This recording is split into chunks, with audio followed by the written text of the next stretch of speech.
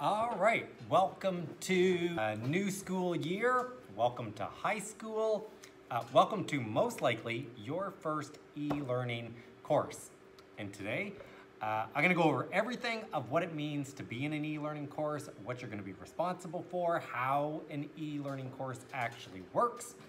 And the first thing is that I'm gonna make videos and you have to tune in and watch these videos. I post them every Monday. So every Monday, make sure you're watching these videos to make sure that you understand what's required for the week and what is required for the course. Okay, so welcome to the class. I am Mr. Lambert. I teach in the Hamilton Wentworth District School Board. In Stony Creek, I teach at Orchard Park. Because for some of you, and if you do not know how an e-learning course works, I'm gonna say the majority of you are gonna be from the Hamilton board. But we will have people in this class from all over Ontario, right? There could be some up on the Bruce Peninsula, there could be some in the Ottawa area.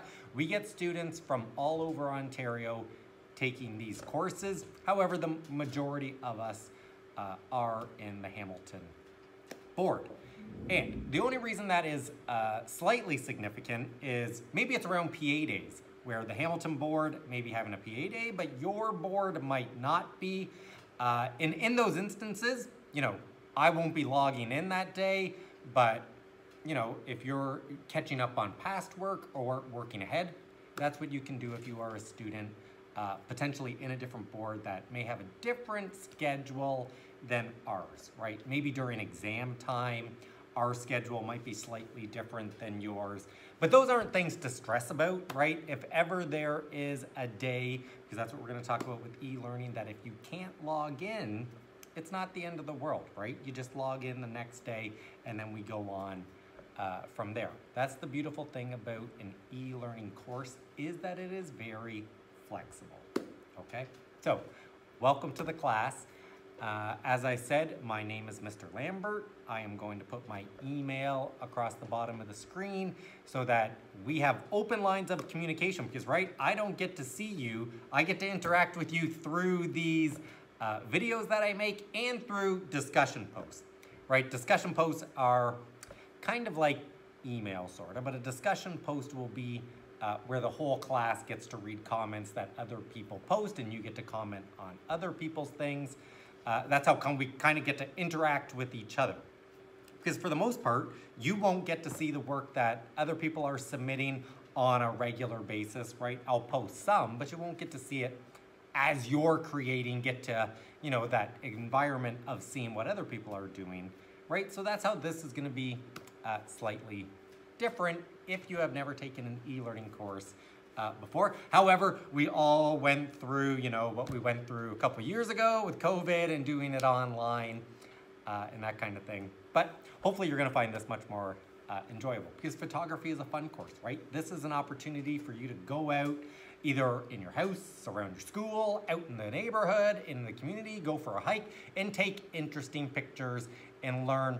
You know, when you're looking through social media, right, everything is images nowadays. Whether it's a video or a still image, everything is communicated through images, and we're gonna go through this year and learn what are some techniques to apply to make our images a little more interesting and vibrant with color and things like that, okay? When I look down, I'm just looking at my list of things that I wanna make sure that I'm covering so that we have a good start to the year. I've taught this course for a number of years, so hopefully I've worked out some of the kinks that we kind of run into with e-learning. So my second thing is equipment, right? What equipment, and that's probably what you're wondering, what am I gonna need for this course? All you need is something that will capture an image. That is the requirement. Or at least you can borrow something from someone that will capture an image. So whether or not you're gonna capture an image with an iPad, that works. If you have a GoPro that will capture an image, that's great. I'm filming this on my phone, and if all you have is your phone to capture an image, that will work. If you are someone that has a DSLR camera, right, with a larger body and interchangeable lenses, that's fantastic. You'll get to do a little bit more by changing out that lens. Unfortunately, the old-fashioned cameras, if you're someone that has these, won't really work too well for this course because you need to send me the images digitally so that I can view them. But if you're a person that has never used one of like a film camera, these are more of a novelty nowadays because, right, it's on a film. When you snap a picture, you have no way of seeing it, right? There's no screen on the back for you to view the image. You just shoot and hope for the best in developing process. And schools don't do this quite as much anymore with the film because it's expensive to do the developing of the film, and that's a process. But maybe this semester I'll take you, our school does have a dark room. I might take you up there for one of the lessons and just show you what the dark room would actually look like. Okay, so as long as you have something that will capture an image, you're gonna be fine. At points, I will be describing what it's like to use a DSLR camera, but for those activities, if you're simply using your phone, there's no problem with that. Because a lot of this course is gonna be broken down into the techniques you need to be looking at to capture an image, right? Minimizing visual clutter, using the rule of thirds, looking into color, right? Color theory and how we're matching certain colors to make things more vibrant and more interesting in our images. So not necessarily the tools you're gonna be using is gonna be a big part of the course. Obviously, I will talk about those things, different techniques you can use with your phone, different things you can use with the camera. Because I'm gonna say the sensors that are inside this and inside your phone, they're just getting better and better and better and better, right? The ability to shoot in low light situations with your phone is getting better and better, and technology is improving. So the quality on our phones is amazing, right? Will it ever match this? It will not, because just like the quality of our phones improves, so does the quality of the larger sensors, right? Because most of it is about the size of the sensor. And if you've ever looked at the camera on the back of your phone, it's a pretty small opening, which is being transferred to a pretty small sensor, where these, when you have a full frame camera, it's a large sensor. So the quality of these will always improve as well. But the best line that you'll hear in photography is the best camera you have is the one that you have with you, right? So if all you have is your iPad, well, that's the best camera for that situation. Capture an image. If all you have is your phone, take a picture with your phone. That's the best thing you got. If at some point this year, maybe you have a family member that has one of these, if you don't have one that you could borrow, or your school probably has one that you might be able to borrow, right? You might want to borrow these maybe for one activity so that you can actually try capturing image with a DSLR camera with the interchangeable lens, because that's what's the selling point with these still, is the fact that you can change out the lens length, which does different things to your picture, right? When you use a long lens, it compresses the background, gives you a completely different type of image. But don't worry about what you are taking your pictures with. That's not a concern, okay? Second piece of technology that you're going to need for this course is some way to actually send that information to me. Whether you are taking it on your phone, and you could just upload directly from your phone to the hub, that works. Or maybe you're gonna send it to a computer, and then on the computer, you're gonna send it to me. But that's it. Something that captures an image in some way that you are uploading that image to me, right? Because most likely, if you took a picture on this, you're gonna have to put that picture on a computer, put it into the hub, and then send that picture to me. If you can get through those two things, you're gonna have no problem with the course, okay? Now, because people always ask, is this going to be good enough? And maybe, and I'm gonna say, I'm shooting this video on an iPhone 8, right? I know in this September, iPhone 16 comes out. This iPhone 8, perfectly good quality. So it doesn't matter how old your phone is, the quality of the image is gonna be great, because once again, what we're gonna focus on more this year is what the composition is, right? What are you capturing in that image? How are we minimizing visual clutter so your viewer is looking at what you want them to see inside the actual image, okay? So that's it for the equipment-wise. Nice and simple. Now, for this different boards, Hamilton used to give out iPads, which meant all students had iPads, right? They were given something that actually would take a picture, made it really simple. Hamilton has transitioned into giving all of our grade 9 laptops. Obviously, a laptop isn't the greatest thing to be carrying around to capture an image with. It would work, obviously not the greatest. Your board, whatever your board is providing, maybe they're not providing something in terms of iPad or laptops, and your phone would work perfectly well, okay? All right, structure of the course. As I kind of talked about briefly, every Monday, I'm gonna post one of these videos describing things, right? I know you're not watching this on a Tuesday because that's the first day of school, but next Monday, I will post another video describing what you are expected to complete for the week. So this course is divided into weekly chunks. If you're clicking on the content on the hub and you only see like one file, right? You're gonna see the orientation and then you're gonna see unit 1. But there won't be a lot of information. That's because that's all I'm expecting for the week. Then week 2, I'll open up the next part. Week 3, I'll open up the next part. And as long as you're following along on that weekly basis, you're gonna have no problem with the course and it will open up as we progress through it, okay? So that's why when you open it up originally and there's not a lot of stuff and you're like, where's the content? I open it up on a weekly basis. Because some of you may have never used the hub, and by the end of the semester, the list of things that we had to complete gets fairly lengthy, that if you see that at first, you can get lost very fast in what you're supposed to be doing, right? Because there's just gonna be a flood of information. So I only open it up in little bits as we go through and we follow along. Everything that I say we should be doing on Monday in the video, that should be completed by Friday, right? I'll break it down where Monday, your job's to watch this video.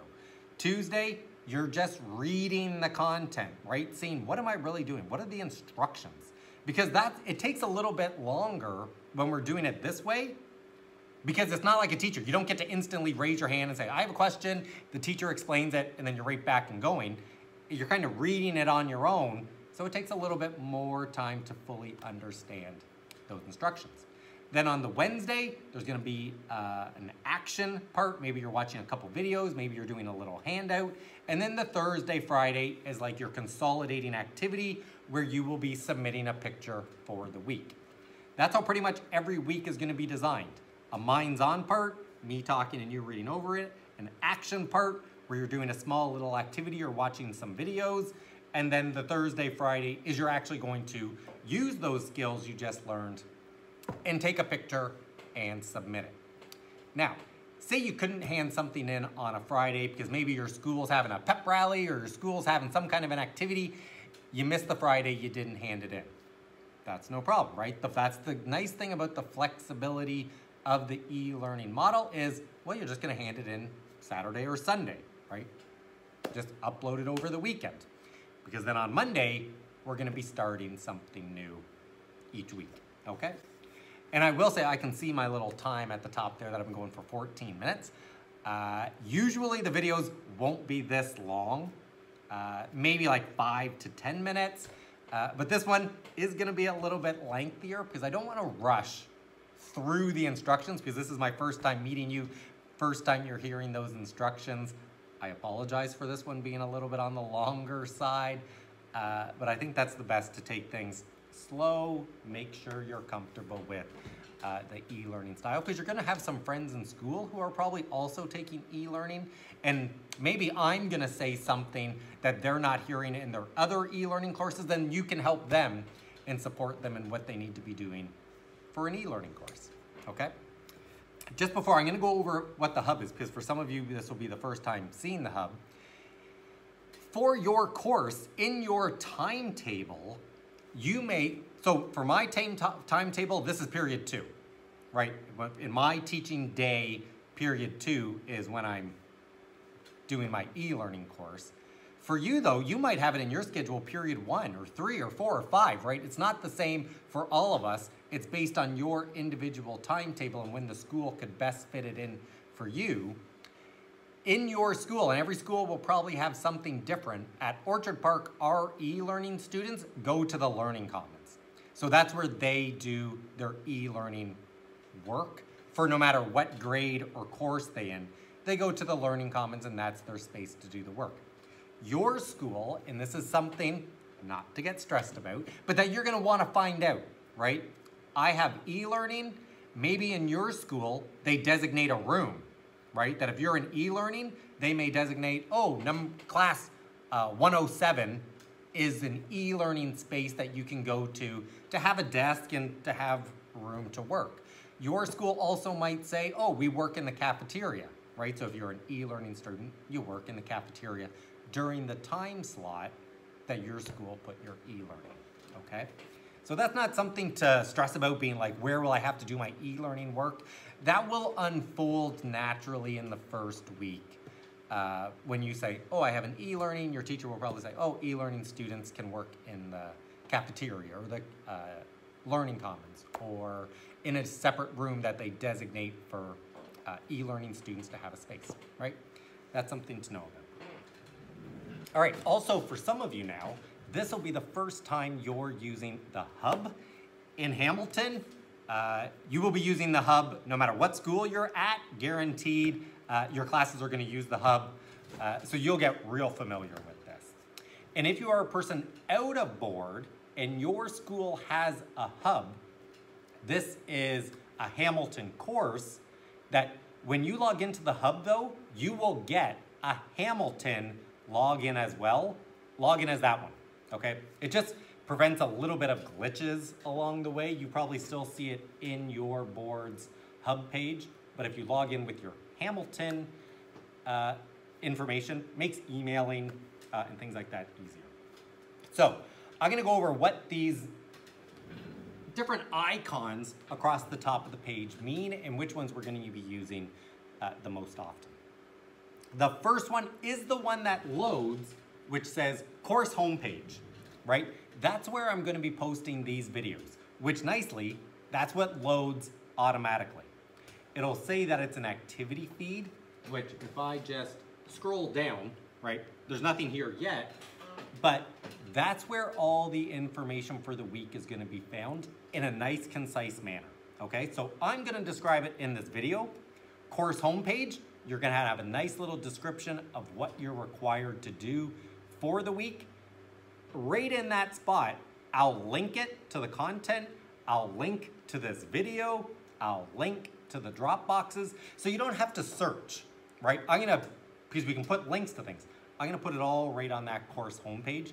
So when you're there, you'll see what's required for the link and everything you need to get to, you can just jump from that spot, okay? So course homepage, best spot for you to look. If you're ever like, say you missed the Monday, right? Your family goes on vacation, you go up to the cottage, no Wi-Fi, I missed the Monday, whoa, what am I doing? On Tuesday, course homepage, it'll describe it all nice and easy, okay? Second icon is content. This is the one where the bulk of the information for the course is gonna be found, right? So say you're a person now, you've gotten comfortable with the e-learning environment, how the hub works, you could just go right to content, you know you're on unit 2, and then boom, you're finding the information and you're going from there. That's gonna be a couple weeks in, right? Once you're feeling comfortable with navigating the content, finding the work you're supposed to do, that's where it is. That's also, say you wanna go back, right? We're 7 weeks into the course, and you wanna be like, back on week 2, I really kinda liked what we were talking about. I wanna go back and read that content again. Well, you click on content, you can go back, find week 2, and look at that content again, right? It's having like a textbook of all the different things we've covered that you can just go back through, okay? So, first one is course homepage, most important thing. Second one is the content. That's where all the content for the course will be found. I'm gonna release that though in weekly increments. Then your third one is the assignment Dropbox. This is where when you've taken a picture and you want to submit it to me, you go to assignments. It'll say maybe week 1, create a process. That's the title of what we were just working on. That's the Dropbox you'll put it in. okay? So interchangeable, just as I even just said that, I kind of interchanged the word assignments and the word Dropbox. Same thing, right? So if I'm saying, look for the Dropbox is under assignments, okay? The fourth one, it's not the fourth one yet, but I'm gonna make it the fourth one, is discussions, right? And as I just say that, so I just activated your course and I'm looking across them. There's a little upside down V that when you click it, it drops down and shows even more options, right? And here's discussions right here. But I'll move it up to the top bar to make it a little easier. You're probably seeing it in the top bar right now on Tuesday. It is Wednesday of the week prior that I made this video. So for discussions, in that course homepage, it may say you are gonna do a discussion post, right? Once again, I'll link it on that course homepage, but say for whatever reason you're like, I don't wanna click this one. You can just go straight to discussions and you'll find the topic we're going to be doing, okay? Is when I click on the discussion, you're gonna get to a screen and you're gonna be like, where do I write? How do I write in this discussion post? It's this blue mark right here, which says start a new thread. That's what you need to click on, okay? Because you are starting, so I'm gonna have a discussion. I'm just gonna make it like, what did you do this summer? Name one thing you did this summer. In that discussion post, when you click it, you'll get this screen and you'll be like, well, how do I write in this? You need to click start a new thread. Because then when you click it, you have the option to write. You're gonna say, whatever, I went to the cottage this summer, but then I can comment on that, your classmates can comment on it, and we've started a thread. Everyone starts their own thread. So say student 1 started a comment, everyone can comment on theirs, I can comment on it. Student 2 starts their own thread. Different people can comment on it. Student 3 starts their own thread. So everyone, when they go in the first time, is gonna say, start a new thread. And then you'll start to see everyone's threads appear below it, and you can click on them, read them, comment on them from there. We'll be doing that with pictures, right? I'm gonna say, upload a picture for this, comment on someone's picture. And the next thing, and that's what I'm gonna talk about next, is the orientation. Orientation is kind of around making sure that we can communicate, but also you understand how to communicate in an online environment, right? When we are commenting on people's pictures, we're trying to be positive about what their thing is showing, positive about what they were trying to convey through their image, and possibly learning different things that we saw in it, and maybe commenting that you liked this thing that they did and that you may try it in your pictures in the future, right? This isn't a moment to be negative and put people's pictures down. That's what we want to eliminate, right? It's a nice environment. This is a creative space. When you are being creative, and creativity is something that I love, and I'll show you my board in a second. I have it written all over my blackboard for the students that I have in person, is be creative. Creativity means you get to not worry about being judged and try something new. Try some new technique. Do something with the editing that you've never tried before just to see what happens, right? I always, when we are in Photoshop and you move the sliders around that do things to pictures, I always push it the furthest, being like, what's gonna happen if I went all out and move that slider up? What happens if I move it all the way down? You're just experimenting and trying something new. So that's what the orientation is gonna go over when you see the modules that you're going to be reading, is how to interact with your peers in an environment online, okay? And everybody in the e-learning world does this orientation. So if you're at a school and someone, maybe one of your friends is taking online English, they're gonna see this orientation. Maybe they're taking math, they're gonna see this orientation. This orientation was put out from the board just to make sure everyone's getting the same message on online etiquette, okay? Now, with that, there's gonna be 4 things you're gonna try to do in week 1. In week 1, And I should have said this even earlier in the video because hopefully everyone has made it to 25 minutes. I know this one is long. They won't be this long all the time. For it, there's gonna be 4 things that you're gonna try to do, and that's all we're really doing week 1. We are starting the course slow because this is your first time doing an online course. Your school probably hasn't even given you a computer or an iPad yet. So you're probably watching this on your phone, which you've accessed through the hub, which we're really not supposed to be using in our schools as much anymore. So you might not even be watching this till Thursday, right? By the time you finally got access to your course on the hub and into this course. So we're taking the first week slow. You're only gonna try to do the orientation, which is not for marks, okay? The orientation is not for marks.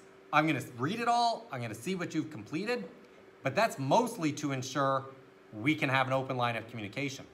Because the first thing you're gonna do is a PSP, your personal success plan.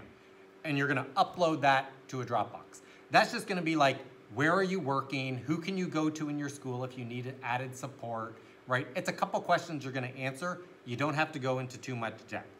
Just nice, simple answers about how you are going to navigate the e-learning course. Second thing you're gonna do is join a discussion post. And once again, you're just gonna say something simple. I think it's like, what's your favorite food? Everyone just writes, favorite food is this. For ours, you could try to upload a picture as well, because that's something we're gonna have to do, which has, you know, the little landscape icon that you click on and you just upload an image. Third thing you're gonna do is send me an email. And once again, my email is mlambert@hwdsb.on.ca. You're gonna send me an email, once again, maybe saying, what's your favorite movie?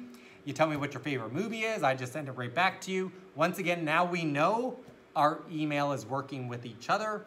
And then the last thing is a quiz, and the quiz is simply that you did these steps. That is what you're gonna try to complete week 1. So Tuesday, Wednesday, Thursday, Friday, I want you to do the orientation. That's it. You may get it done day 1. So say you're up and running on Tuesday. On Tuesday, you get the whole into orientation done. You're good. That is all I really want you to complete for the week. Odds are maybe you'll do one day, one the next day, third day, and the Friday, right? There's 4 parts, Tuesday, Wednesday, Thursday, Friday. If you do 1 each day, perfect.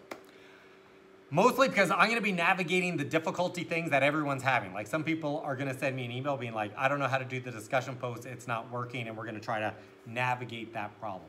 Some people may not know how to send me an email, right? They might be sending their guidance counselor to send me an email saying that they can't figure out their email. We're gonna get all that stuff figured out week 1. So week 1 is always a week of getting everyone comfortable with the online environment.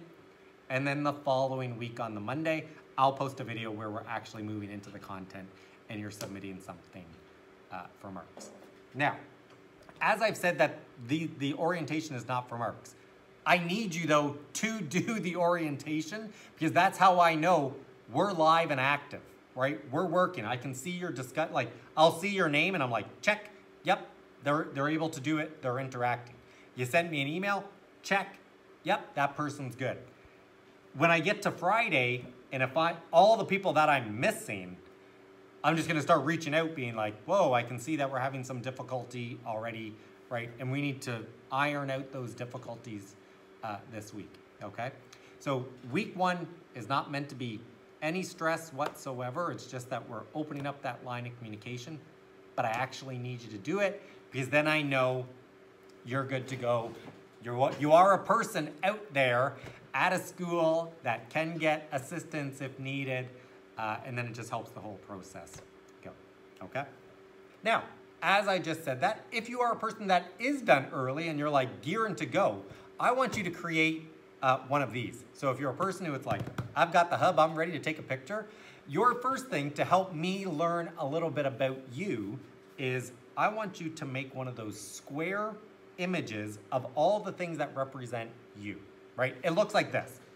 So you can see in this image, right, the grass background with all those things that represent this individual. And they've laid it out in a format where 0, I call it visual clutter, right? Visual clutter that's distracting, right? There's not like a tennis ball off to the side that doesn't have a purpose, or, right, some grass with rocks and dirt. It's just grass with the items that represent that. It's a nice clean image, and I get to see all the individual items. I want you to try to create one of those and upload it, because now you know how to upload to a discussion post, right? Start a new thread, type something in, upload an image, put that in one of the discussion posts, and you'll see it there. That's one way that I can start to get to know a little bit about what your character is, and what do you like to take pictures of, right? What do you like in terms of, are you a person that put things that related to nature and hiking, or are you more interested in sports? Are you more interested in music, right? Because that's even at the end of the course, when you look back through all your images, you're probably gonna see a theme that represents most of the things that you'd like to take pictures of. All right, so that's pretty much it. This was 32 minutes, way longer. This might be my longest video ever. They won't be this long all the time. I'm gonna post up some fun pictures from last year that people took, kind of to get your creative thoughts going about what you're going to capture an image of, right? Kind of the highlight of last year was the solar eclipse, right? Where, for myself, I took the lens out of one of the solar eclipse classes and built a little filter for my camera so that you wouldn't burn out the lens, right? Never point your camera directly at the sun with one of these, because that would heavily magnify right, the sun's rays and intensity. That would burn out your sensor instantly. Don't do that.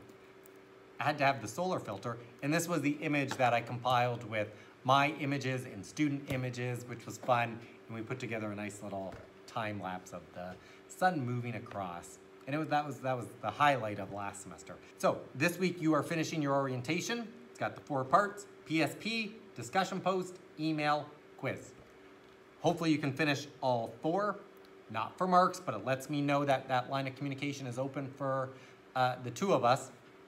And then if you finish that and you want to take one of those square images, upload it, let me know a little bit about who you are, because we're gonna do another activity. Like the first real activity is a creativity activity, and what inspires you to want to be creative and take different images. Maybe it's seeing other people's images, right? That's why I want you to share as much as possible, because when you're seeing what other people are creating, that kind of inspires you to also be creative. Then on Monday, I'm gonna post a new video, and hopefully by then, all of us are online, able to do all the parts, and we can jump into the content and start moving along, okay? Nice to meet you guys. I hope we have a fun and exciting semester. See you next Monday.